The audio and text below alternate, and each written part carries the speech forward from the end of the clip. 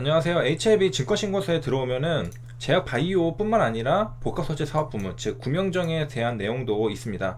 사실 많은 분들이 HIB는 이제 제약 바이오 회사로 인식이 확 박혀 있죠. 그래가지고 그리고 실제로 주가도 제약 바이오 이슈와 함께 왔다 갔다 합니다. 그런데 이제 구명정도 사업으로 있으니까 한번 어떤지 근황을 한번 보기로 했습니다. 과연 이제 돈은 벌고 있는가, 어떤가? 그래서 선박에 탑재되는 구명정과 구명정을 진수하는 장치 뭐 이런 것들을 하는데요. 2016년 매출부터 이제 보면은 이제 당사 매출을 대부분을 구성하는 게 복합 소재 사업 부문. 2016년에 301억 원을 매출 시현. 근데 영업 손실은 약 46억 원이었습니다. 그래서 순손실 69억 원.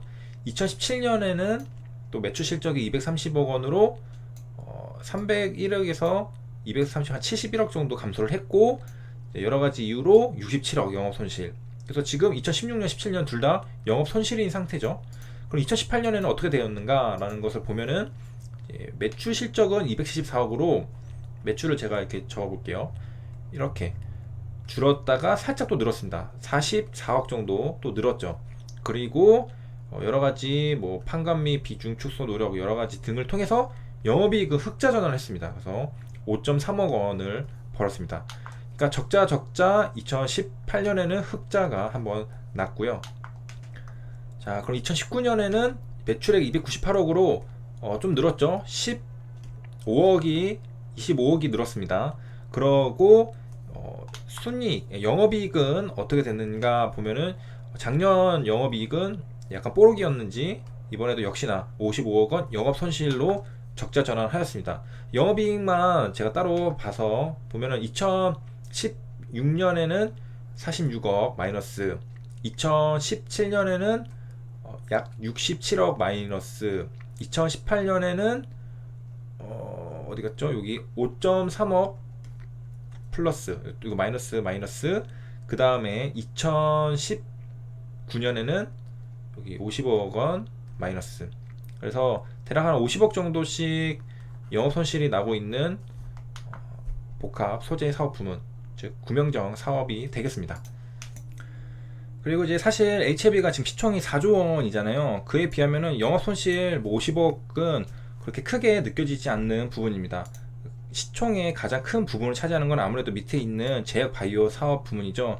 이쪽에서 대규모 이제 투자가 들어가고, 그리고 그 투자로 이제 결과가 리보세라닙이 이제 조만간 나올 예정입니다. 물론 이제 아직 이제 NDA 신청까지는 하지 않았는데, NDA 신청을 이제 하반기에 하기로 했으니까 이제 몇 달 뒤면은 신청을 하게 되고 FDA에서 승인 결정을 하게 됩니다. 그리고 이제 5월 21일자로 중국 양회가 시작이 되었죠. 그래서 정협이 처음 이제 개막을 하게 되고요. 원래는 3월 3일에 정협이 개막되죠. 근데 5월 21일 날 정협을 이제 하게 됐고요. 전인대가 22일에 이어서 하게 됩니다. 그래서 평가, 경제 성장 목표 등 공개 예상이 되고요. 그 다음에 이제 통제를 강화했는데 핵산 검사는 필수로 하기로 했다고 합니다. 그래서 예상되는 것들은 뭐 여러 가지 있는데, 뭐 이거 재발을 위한 조기 질병 경보 시스템 도입 등도 나올 거라고 예상이 된다고 합니다. 2019년을 좀 참고를 하면은 올해 거를 좀 예상해 볼 수도 있는데요. 올해 2019년에는 GDP 목표가 6%에서 6.5%를 설정했습니다. 지난해 대비 하향 조정했는데 2020년에는 더 하향으로 될 가능성이 있겠죠. 5%그 이하가 될 가능성이 있고, 경기 하강 방지 위해서 개혁보다는 안정에 방점을 찍었다고 합니다. 2019년 내용이고요. 그래서 3월 3일 정협, 그리고 5일부터 전인대 개막하고 13일에 정협은 폐막하고 15일에 전인대 폐막, 이렇게 되고요. GDP 목표를 구체적 수치가 아니라 이렇게 6에서 6.5 목표 구간을 설정을 해서 정책적 탄력성을 시사했는데, 이번에도 이렇게 할 가능성이 높다라고 설명을 하죠. 목표치를 딱 정해버리면은, 만약에 6으로 정했다라고 하는데 6.5로 정했다 했는데 내가 만약 6.3이었다 하면 목표치 미달이잖아요. 근데 6에서 6.5였다, 6.3이었다는 목표치 달성입니다. 이렇게 되기 때문에 이 밴드를 목표 구간을 정할 것 같고요. 과거 이제 이력들을 한번 보면은 2016년에는 목표가 6.5에서 7%였고 2017년부터 이제 달성 여부가 나오는데 목표는 6.5%, 달성했고 2018년에는 6.5% 내외 6.6% 달성했고 2019년에 6에서 6.5% 이거는 안 나와 있고요. 그다음에 CPI도 이제 3% 내외 3% 내외 1.6% 달성했고요. 3% 내외 2.1% 달성했고요. 이것도 안 나와 있고 취업자 수를 보면은 이상 달성했고요. 이거 이상 달성했고 다 달성했다고 나오네요. 뭐 등기 실업률도 4.5% 이내 3.9니까 달성했고요.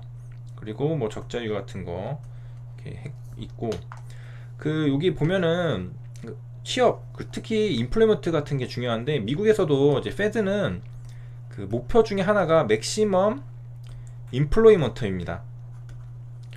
페드는 그 모네터리 폴리시만 할 것 같은데 그것뿐만이 아니라 이제 맥시멈 인플로이먼트도 중요하게 생각합니다. 마찬가지로 중국도 이 실업률 이런 것들을 또 중요하게 생각을 하죠. 그 다음에 이제 2018년, 19년 주요 정책 운영인데 2020년엔 또 어떻게 나올지 이것도 보는 게 재밌겠죠.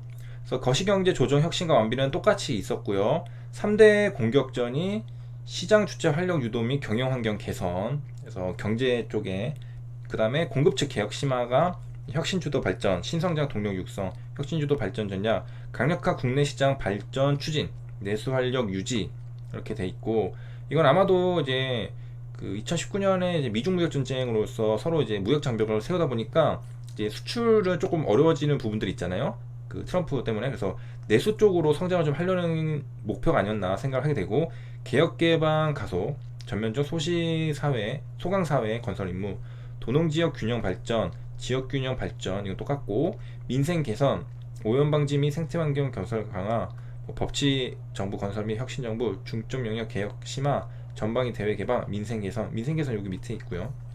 그래서 이렇게 있고 신규로 된 것들이 이렇게 있죠. 2020년에는 또 어떻게 돼 있을까라는 것을 보는 게 또 포인트가 되겠습니다. 그다음 이제 남은 시간에는 순열 조합 나중에 이런 것들이 필요하기 때문에 미리 여기서 좀 정리를 해 놓도록 하겠습니다. 그래서 M 팩토리얼에 대해서 설명을 좀 간단하게 해 놓을 건데요. 보면은 그 NPN의 뜻은 서로 다른 N개, 서로 다른 겁니다. 같은 게 아니라 서로 다른 N개의 물건에서 N개를 뽑아 모두 나열하는 경우의 수가 N 팩토리얼입니다. 그러니까 이게 지금 서로 다른 겁니다. 그래서 이게 N 팩토리얼인데 이렇게 되죠. 그 다음에 NPR은 N 팩토리얼, N-R에 팩토리얼 이렇게 되죠. 그래서 보면은 사실 이제 여기까지만 알면 되고요. 그다음에 0 팩토리얼은 1인 이유에 대해서 여기서 이렇게 설명이 되는데 이거는 정의 일관성을 유지하려면은 0 팩토리얼이 1이어야 한다라고 설명을 하고 있는데요. 이거의 의미에 대해서 좀 한번 설명을 해드리면 그 전에 일단 계산을 이렇게 합니다. 3 팩토리얼이면은 3 곱하기 2 곱하기 1 이런 식으로 계산을 하게 됩니다. 그래서 먼저 1 팩토리얼의 1 팩토리얼은 1이죠. 이것의 의미는 서로 다른 한 개의 물건에서 한 개를 모두 뽑아내는 경우의 수는 한 개죠. 그렇죠. 그리고 2 팩토리얼은 이거든요. 서로 다른 두 개의 물건에서 두 개를 모두 뽑아서 나열하는 경우의 수. A가 있고 B가 있다. B가 있고 A가 있다. 총 두 개죠. 이렇게 되는 겁니다. 3팩토리얼도 마찬가지로 그렇게 해서 계산을 하게 되는 거거든요. 6개. 그런데 0팩토리얼도 한 개라는 거예요. 이거는 도대체 무슨 의미인가? 이거 무슨 의미인가? 공부에 생각해보면 0이거든요. 0개, 서로 다른 0개의 물건에서 0개를 모두 뽑아 나열하는. 그러니까 nothing에서 아무것도 없는 걸로 이렇게 나열하는. 그게 무슨 말인가? 즉, 이것도 한 개라는 거죠. 그러니까 아무것도 아닌 0개에서 아무것도 아닌 거로 나열하는 이런 경우의 수도 한 개라는 겁니다. 아무것도 아닌 거에서 아무것도 아닌 걸로 이것도 경우에서 한 개. 이거는 한 개를 한 개로 그 모두 뽑아 나열하는 게 한 개잖아요. 경우의 수가. 이건 아무것도 없는 거를 나열하는 게 한 개라는 겁니다. 설명이 잘 됐는지 모르겠는데 뭐 또 예를 들면은 공이 한 개가 있다는 경우의 수는 한 개죠. 공이 한 개도 없다라는 경우의 수도 한 개입니다. 이런 개념이고요. 아무것도 없는 것도 경우의 수가 하나가 있는 거죠. 나중에 이거 쓸 일이 있으니까 미리 좀 정리를 한번 해봤습니다. 그래서 순열 좋아했으면 n팩토리알은 서로 다른 n개물에서 n개를 모두 뽑아나열하는 경우의 수라는 것을 기억해 두시면 되겠고요. 여기까지 시청해주셔서 감사합니다.